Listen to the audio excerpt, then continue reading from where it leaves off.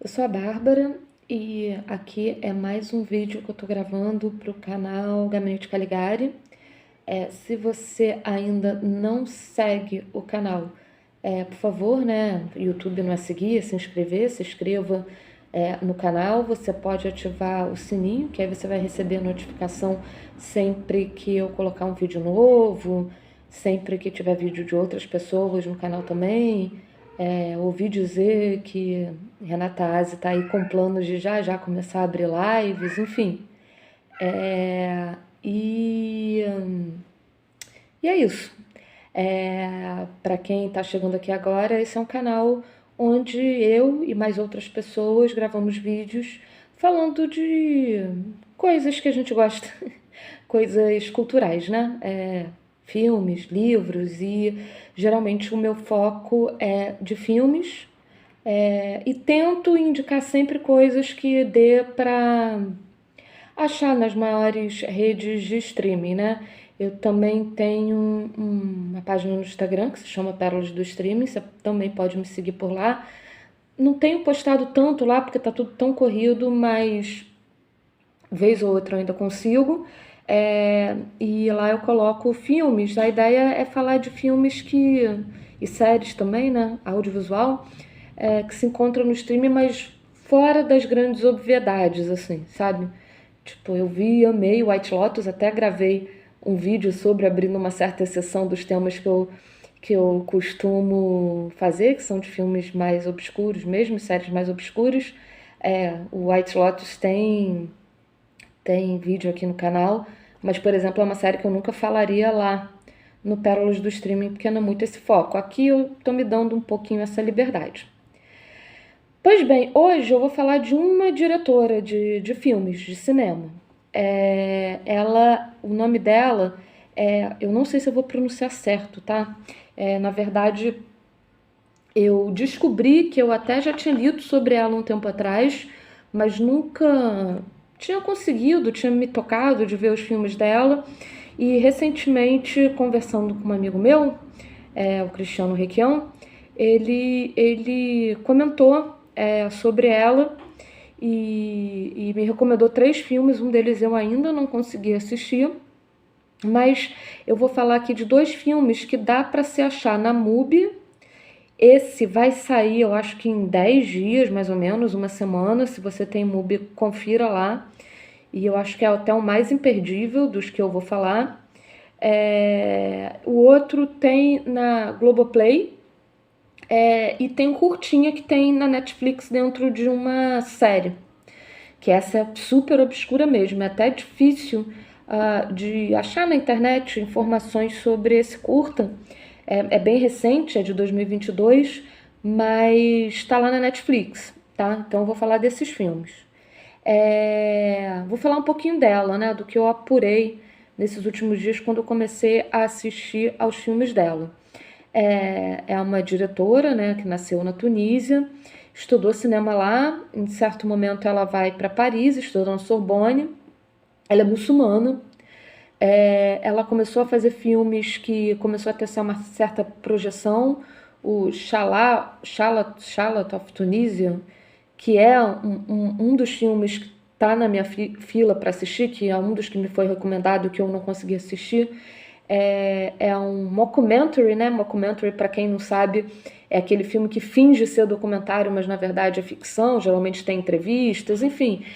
Eu acho que o exemplo mais de referência que tem pelo grande sucesso que fez ultimamente, nos últimos anos, é o The Office, né? Tanto a versão inglesa como americana são mockumentaries, e acabou virando quase um gênero de seriados também, né? Outros seguiram, Modern Family, Parks and Recreation, seguiram mais ou menos exatamente essa mesma fórmula. Tem uns longas também, geralmente se faz muito mockumentary de filme musical, com bandas fictícias, né? This Spinal Tap, o The... Ai, como é que é? The Rutles, né? Que é uma sátira que o Eric Idle do Monty Python faz dos Beatles, aí faz em forma de documentário. Tem um de vampiros recentes, What We Do in the Shadow, do Taika Waititi, eu nunca sei falar o nome dele, gente, eu sou péssima com nomes. Mas enfim, que é dele e que eu acho genial, e depois tem a série eu confesso ainda não peguei para assistir, mas eu acho o que eles fazem nas sombras perfeito, enfim. Estou muito curiosa com esse mockumentary da Tunísia, até porque é um tema que eu achei interessante, porque tem uma lenda urbana lá de um cara que chega com uma faca, uma navalha e corta o bumbum das mulheres, e ela faz um mockumentary como se ela tivesse achado esse cara e conversado com as vítimas, porque tem muita gente que, pelo que eu li, jura que esse cara existiu. E ela faz um documentary sobre isso e parece que tem uma pegada assim feminista bem interessante. Esse filme eu ainda não vi. O filme depois que ela faz e que começou a ter uma pequena projeção, chegou a participar de alguns festivais, participou do Un Certain Regard, que eu nunca sei pronunciar também porque eu não falo francês, lá em Cannes, né, mas que é aquela mostra competitiva alternativas, né, mais alternativa do que a competição oficial. Esse eu assisti, é o que está no MUBI, se chama Beauty and the Dogs, existe título em português, a tradução é bem literal, A Bela e os Cachorros. Esse filme tem uma pegada feminista total, e esse de todos foi o que eu mais gostei. Eu achei esse filme genial. Para início de conversa, quem já me leu lá pelo Pérolas do Streaming e já viu os meus vídeos, sabe que eu sou muito crítica a um tipo de cinema feito por homens brancos europeus, que eles, na minha interpretação, tá, gente? Eu acho que eles são baita cineastas, eles filmam super bem, todos esses três que eu vou citar aqui. Eles filmam bem, eles entendem de linguagem, os filmes deles são grandes sucessos, existe praticamente uma fanbase atrás da galera deles, assim, considerando um público dito cinéfilo mais alternativo, mas que eu não engulo porque eu acho que os filmes dele vêm ali com umas entrelinhas que vai para um sadismo, uma perversão mesmo, uma misoginia. Eles criticam um certo status de elite ao mesmo tempo que não fazem o mínimo movimento de em seus filmes apontar soluções para sair de lá e desse lugar elitista, e ao mesmo tempo é uma desesperança em relação ao mundo, mas na minha cabeça eles refletem a cabeça doentia deles, né? Nada mais do que isso, né?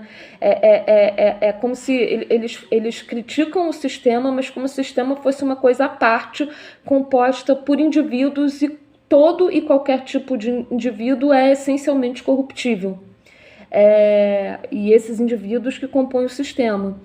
E quando na minha interpretação, eu não sei se eu concordo tanto, não sei se o ser humano essencialmente, em termos, né, de ter nascido desse jeito, corruptíveis. E eu acho que essa acaba sendo muito uma visão patriarcal, eurocêntrica, branca, já que o patriarcado, o eurocentrismo e a branquitude são assim, eles generalizam como se, porque são assim, o mundo inteiro enfim, né? Tô falando aqui pra caramba, mas eu acho importante falar isso porque ela é uma mulher da Tunísia que faz filmes que, tanto esse The Beauty and the Dogs quanto o próximo que eu vou falar, que eu já vou dizer o nome aqui, The Man Who Sold His Skin, o homem que vendeu a sua pele, são filmes que se aproximam demais de dois desses três diretores, né? O primeiro deles, que por enquanto, até onde eu sei, ela não faz nada que pelo menos tenha falado tão próximo. Eu detectei isso, depois eu vi críticas pela internet que observam, né, isso, porque é muito óbvio. Falando até de maneira elogiosa essa referência, ou comparando e colocando ela sempre para baixo em relação, porque eles são homens que costumam ser exaltados pela crítica. Mas vamos lá, vou revelar, né? Tô aqui no suspense sem nenhum motivo, nem razão de ser. O primeiro é o Lars von Trier, né? Que ela, não, até onde eu entendo, não faz nenhum filme que se assemelha, mas que eu coloco nele todas essas críticas que eu fiz agora. O segundo é o Gaspar Noé, e o Gaspar Noé é o que se assemelha aqui ao Beauty and the Dog. Ela acho que ela faz um filme claramente evocando o Irreversível, e o Irreversível é um filme que eu desgosto de todas as maneiras. É óbvio, é feito tecnicamente, o filme é maravilhoso, aqueles planos sequências, né? Esteticamente, tem uma coisa meio videoclipe, mas é muito bonito de ver. Mas eu acho o tema é bom, inclusive, mas eu acho que como ele coloca, por exemplo, aquela cena de estupro, né, que dura minutos, minutos, minutos no plano sequência, que não acaba, e você vê absolutamente tudo. Aquilo é de uma violência e uma conformidade mesmo, né, do corpo da mulher, já tão acostumado a ser, mostrar ser violentado, e ali ele resolve ir até as últimas consequências como se isso fosse inovação, e eu acho que é só tortura, né, eu acho que acaba ficando um torture porn, assim, quase. Enfim, eu acho que ela é fã, tá, do Gaspar Noé, li pequenas coisas a respeito disso, tem uma foto de um prêmio que os dois apresentaram, que ela tá com uma cara ao lado dele, assim, toda, dá pra ver que ela tá meio encantada, mas eu acho que ela... E o Beauty and the Dogs também fala de um estupro, também é feito em longos planos sequências, são 9 planos sequências que ela separa em capítulos. Diferente do Irreversível, ele não é contado de trás para frente, ele é contado em ordem cronológica mesmo, mas aí tem uns saltos de tempo entre um acontecimento e outro, entre um plano sequência e outro. Planos sequências genialmente bem executados, e você vê que não é o filme mais caro do mundo, e como ela consegue isso é bem interessante, os atores maravilhosos. O filme é extremamente agoniante, é um filme de terror mesmo, assim. Você fica tenso do início ao final, mas com a violência do filme, inclusive, mas olha lá onde ela ganha. Ela não mostra o estupro. Aquela mulher ser estuprada da maneira que ela é no filme, com os requintes de crueldade que é, e ela de repente está num lugar após o estupro, que assim, se correr o bicho pega, se ficar o bicho come, ela fica ela fica trapped, assim, após o estupro, que é tão interessante, tão real, tão cruel, onde realmente não dá para confiar em ninguém à sua volta, especialmente os homens, mas também não dá para confiar nas mulheres. Enfim, é uma menina de 21 anos que tem esse estupro. Eu não quero contar muito spoiler, senão eu acho que vai estragar. Mas ela faz claramente esse filme como uma crítica ao poder masculino, também institucionalizado, os lugares institucionalizados onde profissionais homens têm poder e se acham por conta disso no direito de fazer tal coisa. Tem ali a questão, né? Ela é um país, Tunísia, um país muçulmano, ela própria é muçulmana. Tem a questão religiosa aí, mas que na verdade você vê a história e você poderia colocar ela no meio de um acontecimento assim, acontecendo no meio de fundamentalismo cristão, sabe? Que a gente está vendo muito por aí, né? Com esse neopentecostalismo, neopentecostal. Enfim, eu recomendo demais. Esse filme tá no MUBI, ele vai sair daqui a pouco. Então, assim, se você tem MUBI, corre e veja. Se você não tem, é um filme desses que eu acho que vale a pena fazer aquele trial de poucos dias só para assistir ele, porque é um filme bem especial. Esse filme, além dessa mostra paralela em Cannes, né, Un certain regard, no francês é inexistente, ele também foi o filme que a Tunísia, né, enquanto país, indicou para concorrer ao Oscar, mas não passou, né, como aconteceu esse ano com Martin, né, brasileiro, e acontece todos os anos com o Brasil praticamente, desde Central do Brasil. Enfim, esse filme não passou. Eu acho até ele melhor do que o próximo que eu vou falar, que também a Tunísia botou para concorrer e esse passou, foi um filme que concorreu ao Oscar. Ele por si só tem uma importância histórica porque é a primeira vez que uma mulher muçulmana concorre nessa categoria, então ela tem esse tipo de pioneirismo. E esse filme dialoga muito com o terceiro diretor que eu não engulo de jeito nenhum, esse eu até já falei por aqui, justamente no vídeo que eu gravei sobre The White Lotus, onde eu contrapunha com o filme Triangle of Sadness, né, Triângulo da Tristeza, que é o Ruben Östlund, que é o diretor sueco, né? Ele fica queridinho com o filme que também foi para Cannes, eu acho que ganhou alguma coisa lá, nem sei, mas também não me interessa, chamado Square. Na época eu tentei ver, foi difícil de engolir, mas aí para falar aqui, né, eu resolvi rever e revi logo depois do O Homem que Vendeu a Sua Pele. O Homem que Vendeu a Sua Pele tá na Globoplay, tá, gente? E, gente, o Square, né? De novo, difícil demais, né? O que os dois filmes têm em comum? Os dois filmes são sátiras que se passam no mundo das artes plásticas, sobretudo das artes plásticas contemporâneas, né? Qual é o papel delas, enfim, e como as pessoas lidam, né, com essas subjetividades, o que elas representam. É uma arte que pode ser meio feita para qualquer um, é uma arte que acaba ficando num nicho muito elitista, é uma arte que muita gente acaba gastando muito dinheiro, e que dinheiro é esse que é gasto e por que é gasto nessas artes, enfim. Esses filmes têm em comum isso. O filme do Östlund, apesar de eu odiar, e eu não acho que é uma palavra muito forte, eu até entendo que ele tem um trabalho, assim, em termos de malhar o roteiro mesmo, maior, né? Na construção dos personagens, na colocação do roteiro, de como o roteiro é montado, das nuances que ele quer fazer, apesar de eu achar que ele não é nem um pouco sutil, mas eu acho que ele tem um trabalho grande para parecer que ele é sutil. Enfim, eu até entendo que o Square é um filme que talvez tenha mais escopo, e o The Man Who Sold His Skin,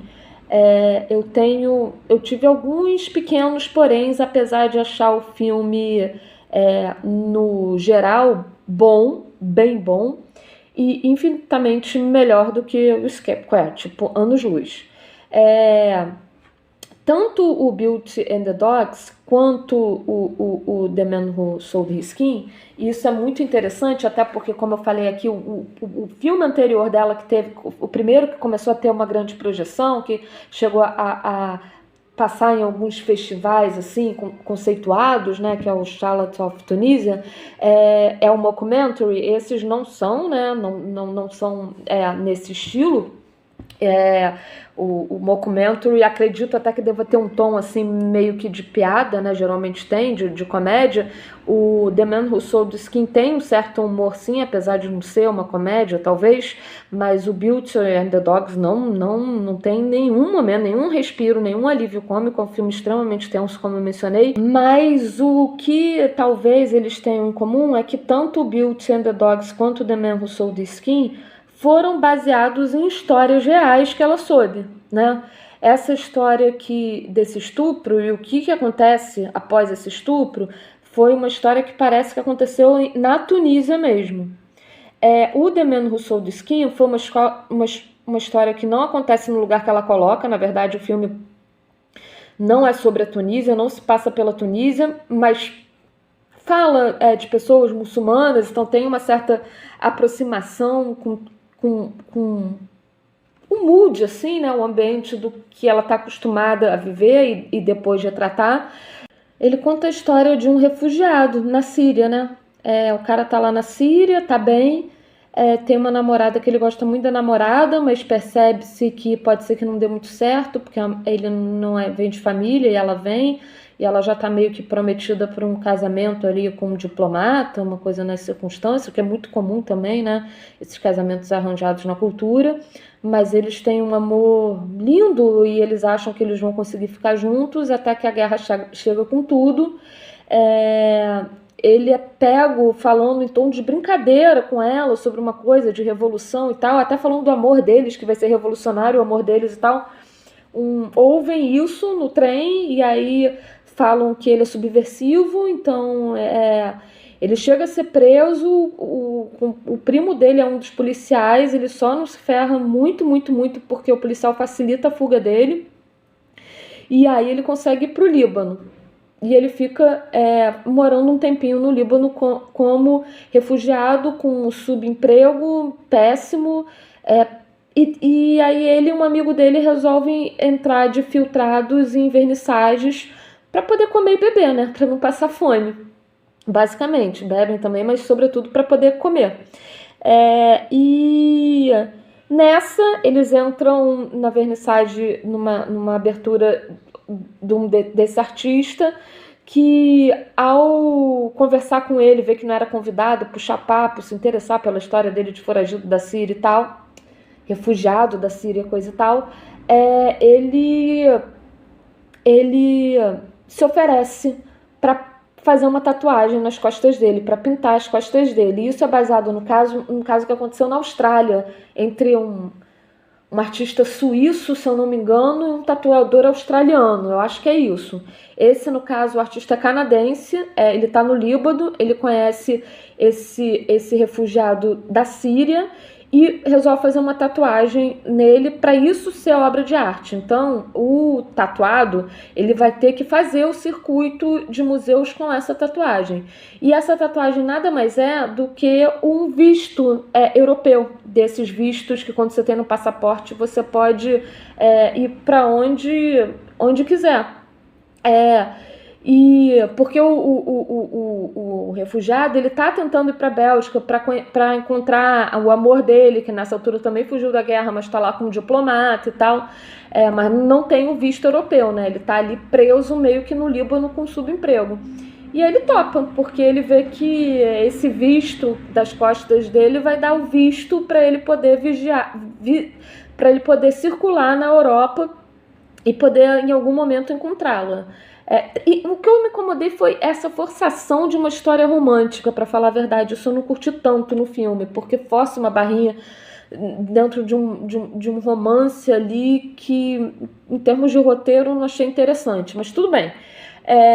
E aí, a coisa do artista, a arte dele, não é a tatuagem em si, mas como todas essas artes contemporâneas, né, querem falar uma outra coisa, mostrando outra, crítica e tal, mostrar para o mundo como commodity, né? Porque ele, a partir do momento que ele tem o corpo tatuado, ele vira uma commodity, ele vira um produto, ele vira uma obra de arte. Como a obra de arte tem mais valor do que o ser humano, né? Porque o ser humano não consegue esse visto para circular a Europa, ele só vai conseguir esse visto a partir do momento que ele é tatuado. E aí o conflito é esse, né? E aí no início ele embarca, depois vai vendo que o próprio meio das artes é tão corrompido quanto aquilo que o próprio artista quer criticar, porque ele fica completamente escravo daquele momento, daquele artista, obrigado a ficar horas e horas e horas, como se fosse uma obra de arte no circuito de museus. Em dado momento ele vai até ser vendido no leilão, que é inclusive uma das melhores cenas do filme, pelo que ele faz ali, meio que para se vingar, tal. Enfim, eu super recomendo, tá? O Beauty and the Dogs eu acho melhor, mas esse filme eu super recomendo e eu achei muito engraçado isso, porque ela, talvez por ser mulher, talvez por ser de um país muçulmano, completamente fora do circuito, né? Não europeu, africano, talvez por ser muçulmana, ela pega elementos muito, muito próximos desses diretores que estão super falados, como o Gaspar Noé e o Ruben Östlund, e eu acho que, usando eles de referência, eu até acredito que ela gosta desses dois diretores e desses dois filmes, porque é impossível você assistindo ao cinema dela a esses dois filmes não remeter a esses outros dois filmes que eu falei, né, o Irreversível e o Square, mas, para mim, ainda mais hoje, em 2023, com as questões que me motivam a pensar e me instigam, eu achei o cinema dela bem mais interessante. A série que tem na Netflix, né, na verdade é um curta dentro de uma série de antologia, onde cada episódio é completamente diferente do outro. Eles convidaram 8 diretores que estão aí bombando da cultura árabe e convidaram cada um deles para fazer um curtinha.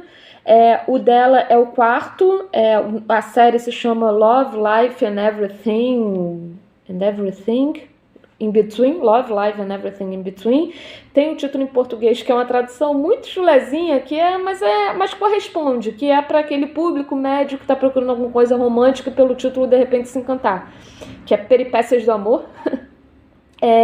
O episódio dela é o quarto, eu só vi o dela por enquanto, até fiquei interessada em ver os outros, porque tem bons diretores ali, muitos deles que eu ainda nem consegui assistir ao filme que projetou eles, mas que eu já li a respeito. O filme dela é Baby Doll e Costela de Cordeiro, em português a tradução, né? Em inglês é Baby Doll and Lamb Chops.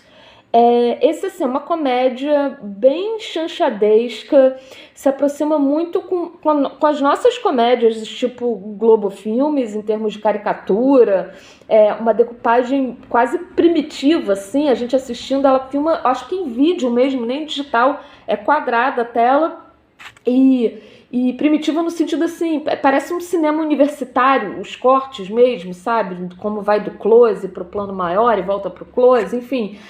Tem um frescor quase universitário, os personagens todos ultra caricatos nas piadas e tal. Lembra um pouco Bollywood, lembra as comédias feitas na Turquia, que aliás eu tenho um vídeo sobre isso lá na página, que agora eu não lembro se esse vídeo está postado no Instagram ou no YouTube da página da Escola de Roteiro Levante 42, que eu falo das comédias da Turquia. Dialoga, talvez seja uma influência mesmo, pela proximidade cultural e tal. Mas assim, é um cara, um açougueiro que tá cheio de dívidas, tipo, devendo Deus e o mundo. Ele quer descontar um cheque que é direito dele também, e toda a máquina burocrática para conseguir isso dificulta isso. Se passa num único dia, o filme tem 26 minutos, eu acho, e é Dia dos Namorados, ele ainda quer comprar um baby doll para a mulher dele, que está casado há alguns anos, enfim. E essa peripécia dele, no dia ele tem que comprar o baby doll e tem que descontar esse cheque e tudo dá errado, desde trânsito a picaretas que ele vai encontrando no meio do caminho, enfim. Mas é interessante, tem uma coisa crítica e social que também é legal, que acho que isso que dialoga muito com o cinema que ela quer fazer, mas em termos de estilo é outra pegada completamente diferente, porque é muito caricato, é muito... Talvez até quem é um brasileiro assistindo se identifique, porque é muito tipo Globo Filme, sabe? Aquele cinemão ainda é resquício de chanchada, e muito comédia Bollywood e comédia turca também. Gente, eu acho que é isso. Eu acabei parando várias vezes, que meu celular foi dando chabu. Nem sei quanto esse vídeo vai estar de tempo, se está muito longo ou não. Por favor, corram atrás dela, né? Repetindo o nome aqui, eu acho o nome super difícil e eu anotei, eu não consegui decorar ainda, mas Kauter, nem sei se fala assim, mas Kauter Ben Rania, ou Rania, também não sei onde vai aí o acento, mas o nome dela eu já coloquei aqui em algum momento, então, e deve estar no título também aqui do YouTube, então procure os filmes dela, tá? O A Bela e os Cachorros tá no MUBI por mais 10 dias. O The Man Who Sold His Skin tá na Globoplay, eu acho que sem data para sair. Os outros filmes, fora a série da Netflix, é daquele jeito alternativo. Esses também dá para encontrar daquele jeito alternativo, assim, né? Enfim, confiram. E aí, se vocês já conhecem, ou se vocês conheceram, volte aqui E comente comigo o que você achou, se foi uma boa dica, se tem coisas parecidas que vocês querem de repente indicar, se te lembrou algum outro filme, tá? Conversem comigo aqui pelos comentários. É isso. Até a próxima. Espero voltar aí daqui a 15, 20 dias. Vamos ver se quando pintar assunto. Tá bom? Tchau!